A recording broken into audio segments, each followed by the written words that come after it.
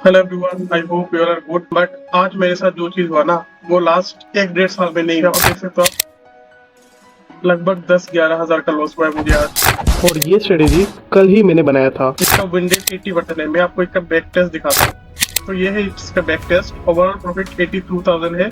Win rate इसका 91% है। And max drawdown जो हमें दिख रहा है लगभग 7,000 का, टोटल 7,000 का। तो इसी चीज को मैंने आज डिप्लॉय किया था। ठीक है, एंड ये है इसका रिजल्ट। लगभग 10-11 हज़ार का लॉस हुआ है। एंड इतना बड़ा लॉस मुझे लास्ट 1 डेढ़ साल में एक दिन में नहीं हुआ है। तो मैं MTM ग्राफ पे क्लिक करता हूँ तो आप देख सकते हो 930 पे डिप्लॉय किया था, उसके बाद ठीक ठाक चल रहा था। बट 941 के बाद ये जो कैंडल बना था ना, ये जो कैंडल बना, इसकी वजह से हमें इतना बड़ा लॉस देखने को मिला because of this candle. And इसके लिए मैं बहुत ज्यादा डिप्रेस्ड हूँ, क्योंकि मुझे आदत नहीं है इतना बड़ा लॉस देखने का।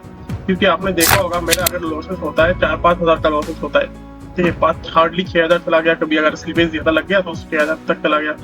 बट इतना बड़ा लॉस, इतना बड़ा डेंट एक दिन में मेरा कभी नहीं लगा था। एंड इसलिए मैं बहुत ज्यादा डिप्रेस्ड हूँ। मुझे समझ में नहीं आता मैं क्या वीडियो बनाऊं, क्या बोलूं आपको। किसी के लिए 10,000 बहुत कम अमाउंट होगा, बट मेरे लिए बहुत बड़ा अमाउंट है 10,000।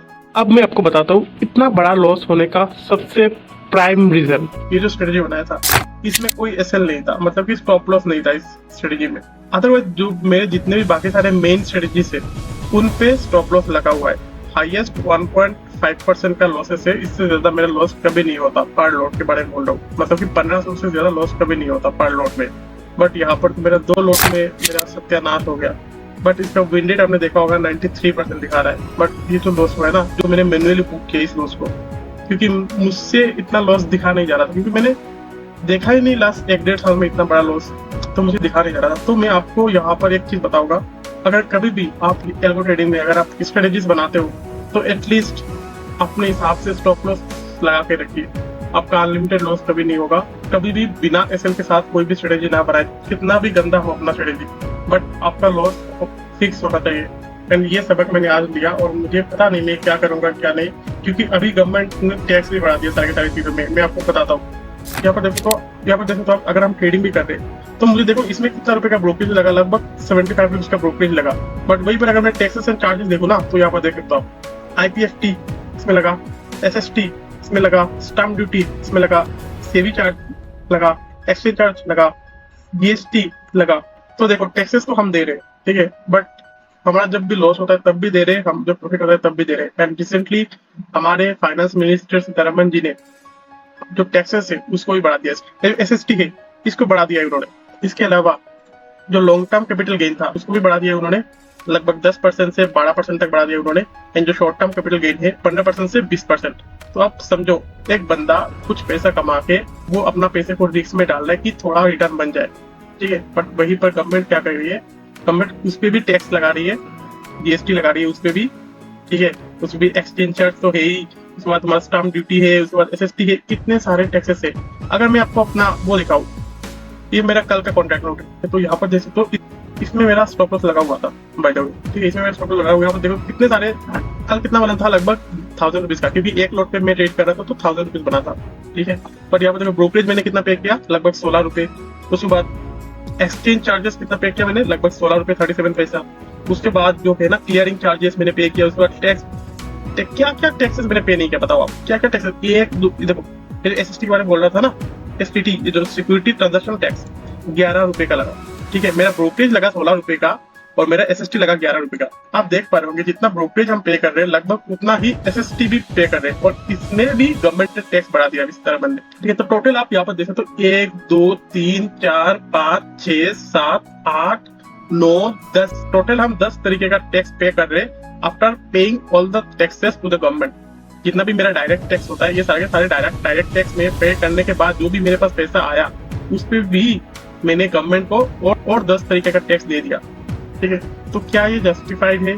क्या हम सस्टेन कर सकते हैं इस सब चीजों से? अगर किसी के पास यही ओनली सोर्स है, जैसे कि मेरे पास बस यही ओनली सोर्स है, क्योंकि मेरा यूट्यूब तो मोनेटाइज नहीं है, ठीक है, और मैक्सिमम लोग सब्सक्राइब भी नहीं करते, तो उसे देने के बाद मुझे मिला क्या, 988। रिस्क मेरा, लॉस मेरा, सब कुछ मेरा।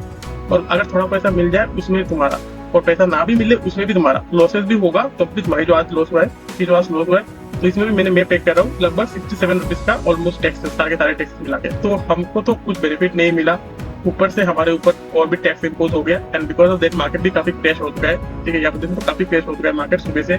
ये है आपका फिर निफ्टी, अगर मैं देखूँ फिर निफ्टी सुबह से लगभग